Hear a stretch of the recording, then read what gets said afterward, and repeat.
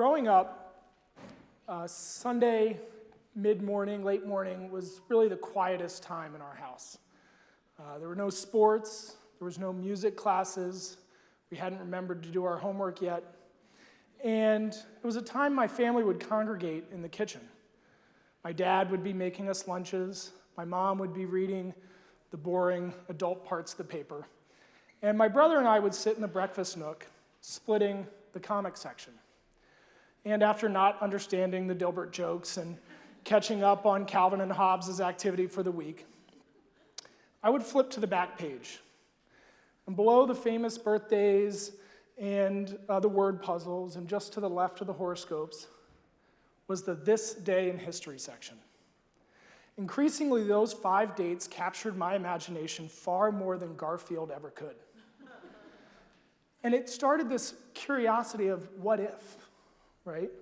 For instance, this morning, I was reading the boring adult parts of the paper, and out of habit, I checked the This Day in History section. And there was some good and some bad. For instance, in 1961, the 23rd Amendment was ratified, giving citizens of Washington, D.C. the right to vote in presidential elections. Good one. It's also a little unfortunate today because on this day in 1984, many Baltimoreans were waking up to discover that their beloved Colts had decamped in the middle of the night on Mayflower vans off to Indianapolis. As a Baltimore fan, I can't help but wonder how close were the Colts to staying, right? Although I love the Ravens now.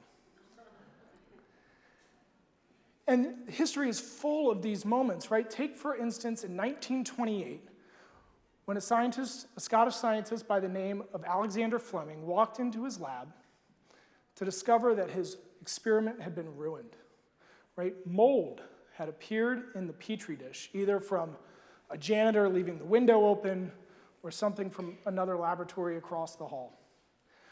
Rather than being upset or frustrated that his experiment had been ruined, he remained curious. He chose to look just a little bit closer, and what he would discover would change the course of medical history. Because what Fleming discovered was that the mold had prevented the bacteria from getting close to it. What we now know today is penicillin, right? This would go on to be the first antibiotic. It would save hundreds of millions of lives and be an immeasurable benefit to humanity. All because he chose to remain curious. He chose to look just a little bit closer. He chose seeking information before judgment and dismissal. Let's take another modest but courageous example, this time in Montgomery, Alabama in December of 1955. Rosa Parks sits on the bus and is asked to give up her seat for a white passenger. And in a moment of courage and quiet defiance, she says, no. Her protest wasn't chaining herself to the bus seat. It wasn't standing up and yelling and making a loud declaration of it being unjust. It was quiet defiance as she sat holding her purse and her dignity. And that defiance would bring a spotlight to the Montgomery bus boycotts that would help topple segregation laws and lead to the civil rights movement. How about one more example, this time in 1987 in a London hospital. We are at the height of the fear around AIDS. Right? There is stigma and misinformation running rampant. And in a moment of empathy, Princess Diana goes into the hospital without gloves and shakes patients' hands and gives them a hug. She demonstrated in that photograph that it is compassion, not fear, that is a humane way forward when dealing with uncertainty and things that are scary. And I think in those moments that these people didn't fully realize the impact that their small actions would have on our world and our perspective. And I want you to remember today that you have that same ability. Sure, you might not discover the next antibiotic or start a national movement, but you have the power to choose kindness and empathy and courage. I'm going to give you an example from my own life. Just over 50 years ago, a man, we'll call him Dr. Bridges for anonymity's sake, made a call for help. Now, I keep his name anonymous because Dr. Bridges was an alcoholic, and that call for help, in his words, saved his life. Sometimes when I need a little perspective, I try and put myself in the room with him, that hotel room, alone, the fear, the guilt, the quiet desperation. And the contrasting hope. As that phone was ringing, that once a friend would pick up the phone on the other side and help, and that it would keep ringing so he didn't have to humble himself further by sharing his vulnerabilities. And I'm thankful he did pick up the phone. Even if I told you his name wouldn't mean a lot to the people sitting in this room today, but he was an incredible influence on my life over the next 50 years.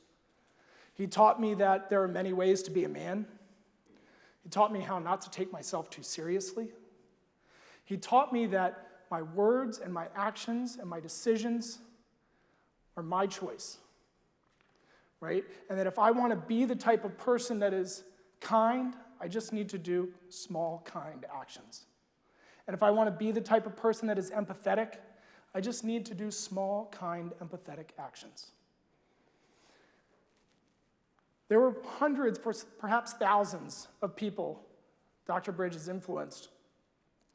And they've gone on to be teachers and social workers and psychologists, jobs that require immense amount of personal giving. And they teach the next generation these lessons that he taught me, and I can't help but wonder where they would be if not for him. I can't help but wonder where I would be if not for him. Because for me, he always picked up the phone. When I needed a resource in living sober, he picked up the phone. When I needed a counselor, when my dad got sick, he picked up the phone. And he picked up the phone despite his own illness as a teacher on how to grieve and how to say goodbye. I think if history has taught us anything, it's not that monumental moments are the only thing that shape our world. It is ordinary people who are humble in their actions, who are generous in their spirit, and who are kind in their gestures. Because our words matter, right? Our actions matter. They carry weight. So as you leave here today, I ask that you think, what is the small, ordinary thing that I can do today? Perhaps my act of generosity is holding open the door for somebody on the way out.